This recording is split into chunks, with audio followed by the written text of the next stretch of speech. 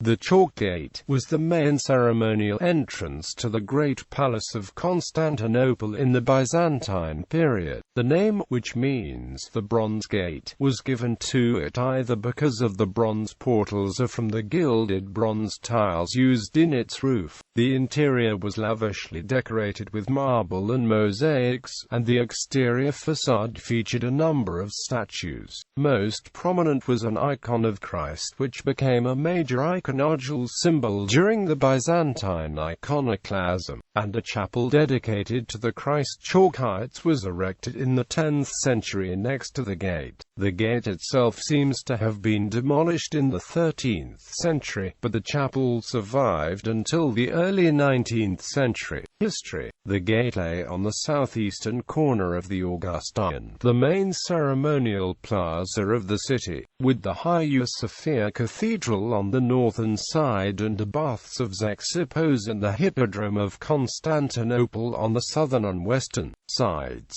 The first structure in that location was erected by the architect Tiberius during the reign of Emperor Anastasius I to celebrate the victory in the Isaurian War. Like much of the city's center, this structure burned down in the Nika riots of 532, and was subsequently rebuilt by the Emperor Justinian I.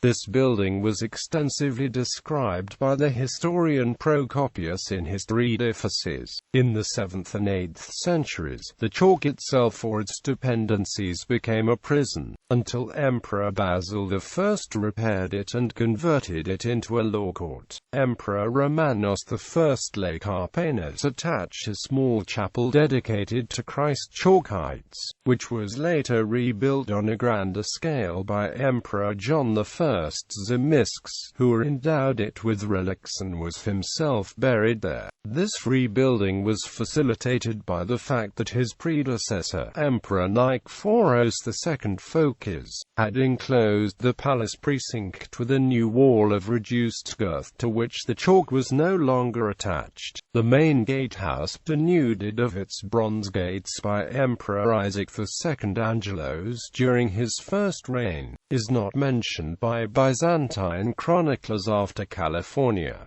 1200. The chapel, however, survived long after. It is mentioned as being largely intact by Russian pilgrims in the 14th century, and in Ottoman times. The ruins of the chapel were known as Arslanane and functioned as a menagerie. The remains of the chapel are depicted in 18th century drawings, until finally demolished in 1804. Description. Several literary descriptions of the gate survive. Procopius is the earliest and most prominent source, but accounts of the statues decorating the gatehouse's facade also come from the later Parastars Sintomoi Chronici. Justinian's chalk was a rectangular building, with 4 engaged piers supporting a central dome on pendentives, which in turn rested on 4 barrel arches in the typical Byzantine fashion. The piers to the south and north were somewhat lower than those to the east and west. The central structure was adjoined by 2 smaller chambers on either side to the south and north, each again featuring a vaulted roof. The relation of the Church of Christ Chalkites with the gate is unclear. Cyril Mango suggested that it was located to its left, but it has also been proposed that it was actually built atop the gatehouse itself. It is known that the chapel was placed atop an elevated platform, and 18th century depictions located them 100 meters southeast of the Hagia Sophia. The vestibule's interior decoration is also described by Procopius.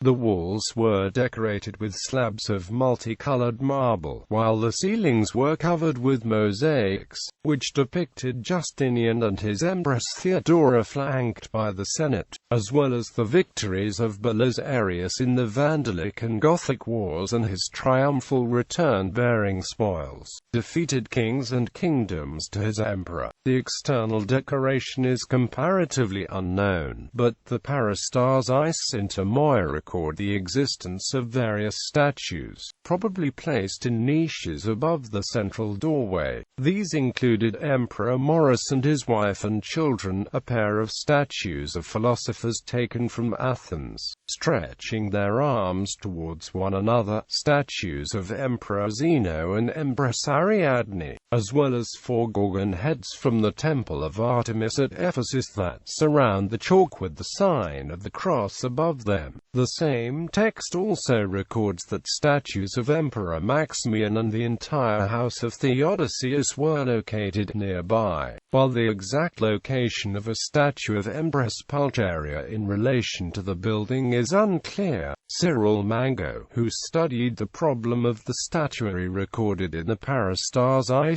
concluded that the references came from a text written in California, 600 in great part because the images of Emperor Maurus and his family are unlikely to have survived their overthrow and murder by Phocas in 602. Icon of Christ Chalkites. Above the main entrance of the chalk, there stood an icon of Christ, the so-called Christ Chalkites. The origins of the icon are obscure. Based on its mention in the period.The, it may have existed by California, 600, but it cannot be stated with any certainty. Its prominent display on the very entrance to the imperial palace made it one of the city's major religious symbols. Consequently, its removal in 726 or 730 by Emperor Leo III the Isaurian was both a major political statement and a spark for violent rioting in the city, and marked the beginning of the official prohibition of icons in the empire.